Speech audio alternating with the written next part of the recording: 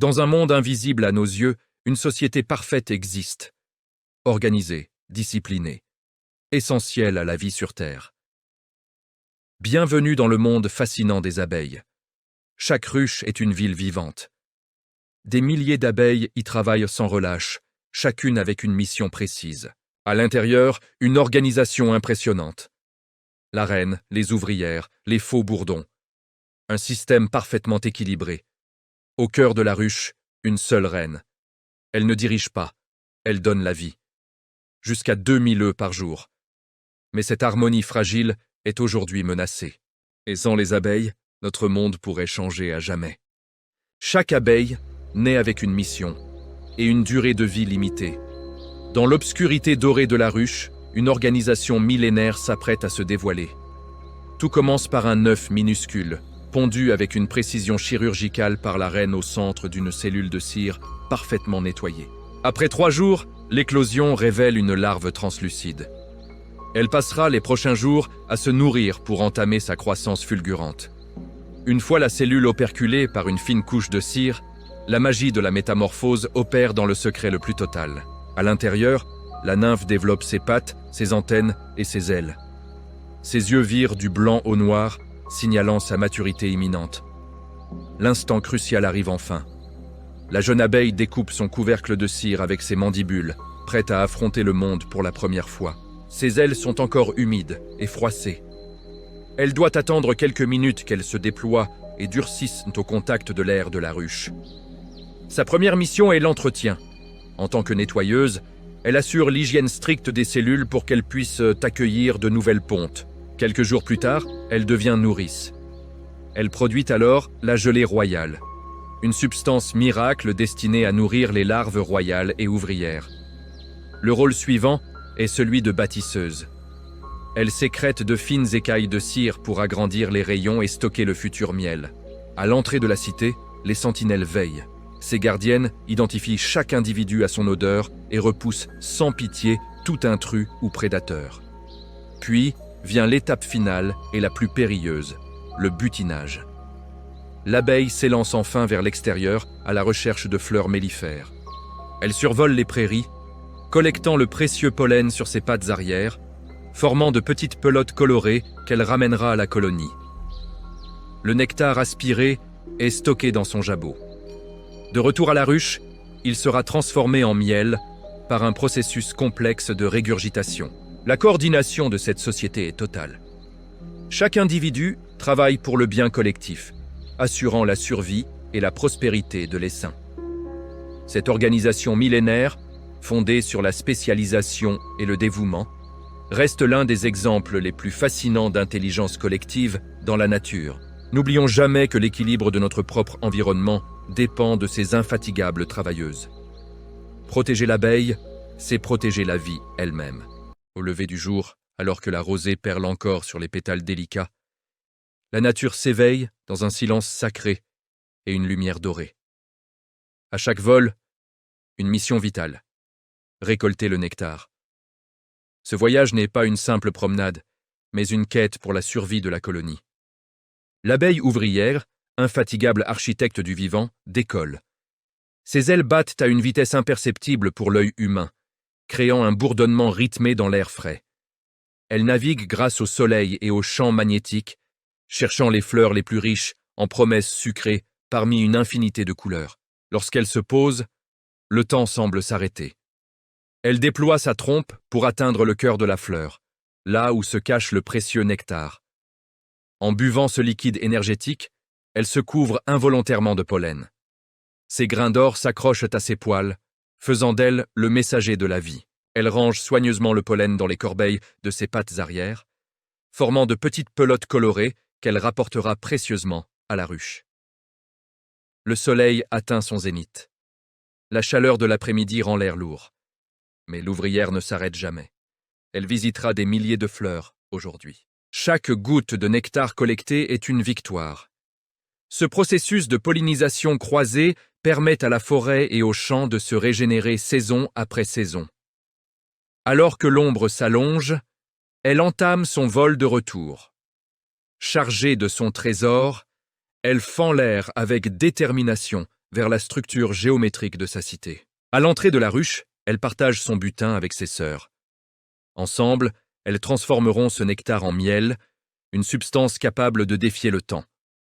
Comprendre ce cycle, c'est réaliser que notre propre existence dépend de ces minuscules battements d'ailes et de cette mission silencieuse mais vitale. Le miel, fruit d'un travail collectif incroyable. Bienvenue dans l'univers fascinant et organisé de la ruche. Tout commence ici, au cœur de la nature, là où les fleurs déploient leurs couleurs pour attirer les butineuses. L'abeille ouvrière, véritable ingénieure de la nature, s'approche de sa première cible pour récolter le précieux nectar. Avec sa trompe, elle aspire ce liquide sucré qu'elle stocke provisoirement dans son jabot, un second estomac dédié au transport. Elle visitera des centaines de fleurs avant que son jabot ne soit plein, parcourant parfois plusieurs kilomètres. Une fois chargée, l'ouvrière prend le chemin du retour, guidée par une boussole interne d'une précision redoutable. À l'entrée de la cité de cire, l'effervescence est à son comble. Les gardiennes veillent, tandis que les butineuses atterrissent. À l'intérieur, le nectar entame sa transformation. Ce n'est pas encore du miel, mais un mélange brut d'eau et de sucre. Le processus clé s'appelle la trophalaxie. Les ouvrières se transmettent le nectar de bouche en bouche. À chaque échange, des enzymes sont ajoutées. Elles décomposent les sucres complexes en sucres simples, plus digestes et stables.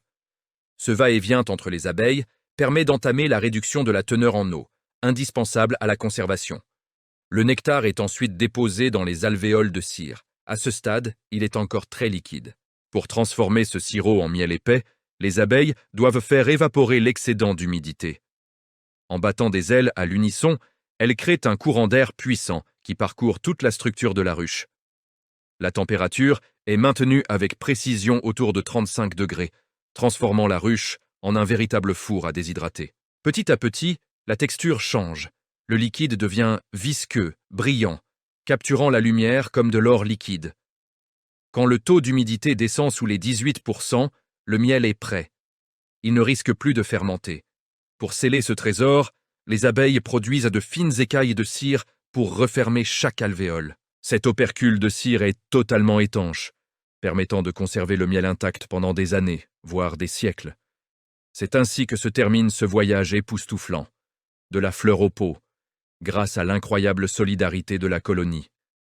Chaque goutte de miel raconte l'histoire de milliers de battements d'ailes et d'un dévouement sans faille à la vie.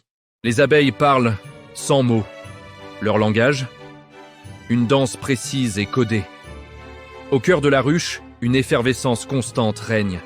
C'est ici que l'information circule, transformant des milliers d'individus en une seule intelligence collective. Lorsqu'une éclaireuse découvre un champ de fleurs, elle ne garde pas le secret. Elle rentre pour partager les coordonnées exactes du butin. Si la source de nourriture est proche, à moins de 50 mètres, l'abeille exécute la danse en rond. Elle tourne sur elle-même avec vivacité. Par ce mouvement, elle transmet l'odeur des fleurs accrochées à ses poils. Ses sœurs comprennent immédiatement. Le trésor est tout près. Cherchez ce parfum. Mais pour les distances lointaines, la danse devient plus complexe. C'est la célèbre danse frétillante, un véritable exploit de géométrie naturelle. Elle parcourt une ligne droite en remuant frénétiquement son abdomen. La durée de ce frétillement indique précisément la distance à parcourir. Plus le frétillement dure, plus le champ est loin. Chaque seconde de danse peut représenter environ 1 km de vol. L'angle de sa course par rapport à la verticale indique la direction de la nourriture par rapport au soleil. C'est une boussole interne parfaite. Même sans voir l'astre, les abeilles utilisent la lumière polarisée pour s'orienter. Rien ne peut perturber leurs calculs mathématiques. Une fois le message reçu, des dizaines de butineuses s'envolent. Elles ne cherchent pas au hasard, elles savent exactement où aller. Cette communication permet à la colonie d'optimiser ses efforts, de récolter le maximum de nectar avant que les fleurs ne se fanent. La danse des abeilles est l'une des formes de langage animal les plus sophistiquées. Un dialogue silencieux, écrit dans le mouvement et la géométrie. En comprenant leur langage, nous découvrons un monde de précision et de solidarité, où chaque geste compte pour le bien de tous. La prochaine fois que vous verrez une abeille, souvenez-vous qu'elle porte peut-être en elle les coordonnées d'un voyage extraordinaire. Aujourd'hui, les abeilles disparaissent, et avec elles, l'équilibre de la nature. Un silence inquiétant s'installe dans nos campagnes. Le bourdonnement qui autrefois rythmait nos étés s'est éteint. Des paysages autrefois vibrants de couleurs et de vie deviennent ternes, comme si la nature elle-même perdait son souffle. L'une des plus grandes menaces vient de nos propres mains. L'utilisation massive de pesticides dans l'agriculture intensive. Ces substances toxiques s'infiltrent partout, transformant les sources de nourriture en pièges mortels pour les pollinisateurs. Désorientées, les abeilles perdent le sens de l'orientation, incapables de retrouver leur ruche ou de continuer leur travail vital. Mais le poison n'est pas seulement dans les champs. L'air et l'eau sont souillés par une pollution industrielle incessante. Nos déchets plastiques envahissent les derniers refuges sauvages, perturbant cruellement les écosystèmes les plus fragiles. Le résultat est tragique. Des milliers d'abeilles jonchent le sol, victimes silencieuses d'un monde qui a oublié leur importance. À cela s'ajoute le changement climatique. Les vagues de chaleur et les sécheresses extrêmes détruisent les floraisons nécessaires à leur survie. Les tempêtes violentes et imprévisibles viennent achever ce que la chaleur a commencé, dévastant les colonies déjà affaiblies. Le contraste est saisissant entre la beauté passée de notre terre et la dégradation rapide que nous observons aujourd'hui.